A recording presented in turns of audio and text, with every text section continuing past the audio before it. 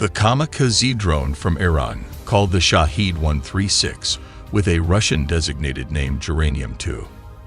Now let us look at why is this a big deal. This Russian-caliber cruise missile costs around $1 million, while the American Tomahawk cruise missile cost about $2 million. Comparing with the Shahed 136, it is more or less a low-budget cruise missile with a reported price tag of just $10,000 to $20,000 dependent on variants, while the average price of cars here in America is around $40,000. When launched in swarms, these are a menace in this modern battlefield. But in this content, we will look at how this drone works, the moped engine behind it, and the basic step-by-step process of how this works. Again, this wouldn't be fair if the pros and cons are not analyzed and how they are being tackled. We will also look on how to counter the drones with old and new weapon systems. So let's get straight to the content.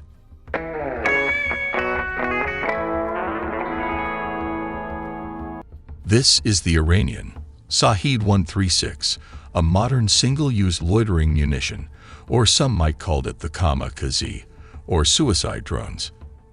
Now let us analyze what is a loitering munition. A loitering munition, commonly referred to as a suicide drone or kamikaze drone.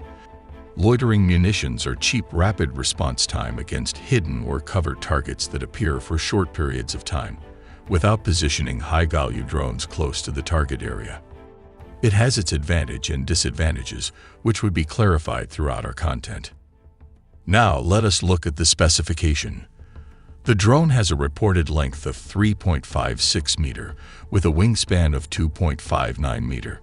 The drone has a delta wing configuration. Let's compare this to a person to understand its size. As you can see, this is pretty huge for a loitering or suicide drone. The Al-Shahed weighs around 220 kilograms, while its warhead could weight ranging from 5 to 35 kilograms. It all depends on the mission. All that weight is amazingly being powered by a Moto MD550. A 50 horsepower civilian engine, which makes it pretty slow. This is a small moped engine or scooter engine sourced from China at a cheap price. Let us look at how it sounds like.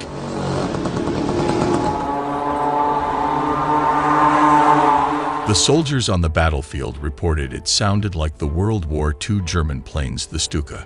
Interestingly, the Germans intentionally developed this siren to create a psychological impact in the battlefield. They would install a wind-driven siren that uttered a screaming sound at a maximum dive speed.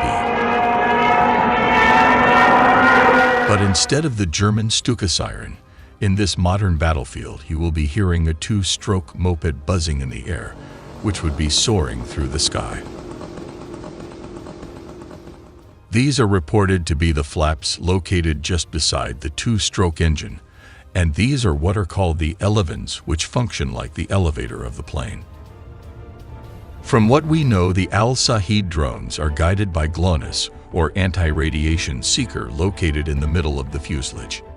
For those of you who are not familiar, what are anti-radiation seeker? It is a missile or drone that is designed to detect and home in on an enemy radio emission source to strike its target. Combining the delta wing configuration with the two-stroke engine will give the drone a range of 1,000 kilometers, while the reported cruising range is 2,500 kilometers. Now let us look at what is inside the belly of this drone. This is the ROTO, or rocket-assisted takeoff, which we will be explaining later in the content. Let us look at the basic step-by-step process of how this works. Step number 1. The drone is carried on a simple truck carrier that looks like it is for cargo transport. But inside this cover are these menacing swarm drones. Each launcher in a standard truck container transports around 5 menacing drones. Step number 2. Inertial navigation or GLONASS data, a Russian alternative to GPS, are fed to these drones. Points to be noted: they are using a civilian inertial navigation system, but could be upgraded in the future. Step number 3. At a press of a button, the drone is launched with the rocket-assisted takeoff.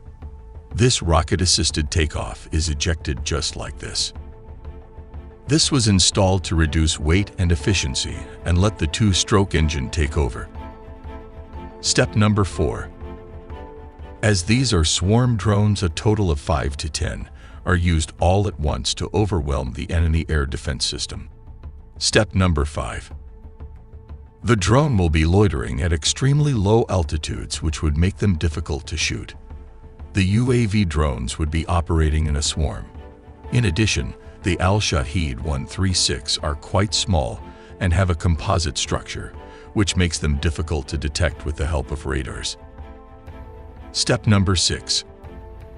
When it reached its targets, the drone will dive in with all 5 or just even 2 remaining drones, swarming in full speed to destroy the target. Now, let us look at its limitations.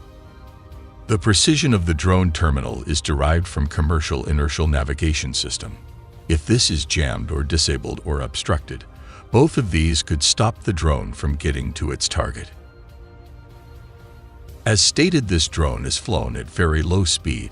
This could be countered by the Javelin or even Stinger missiles, but the cost factor comes into play.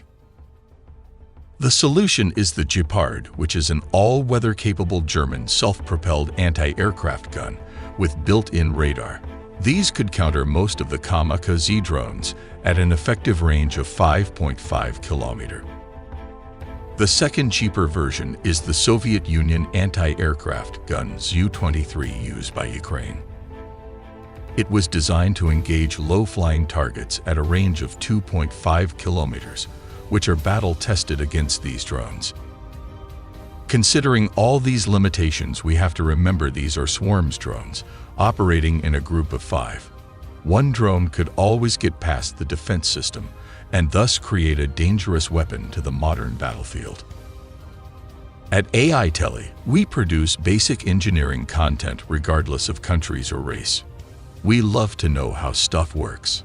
So smash the subscribe button to help us produce more content like these.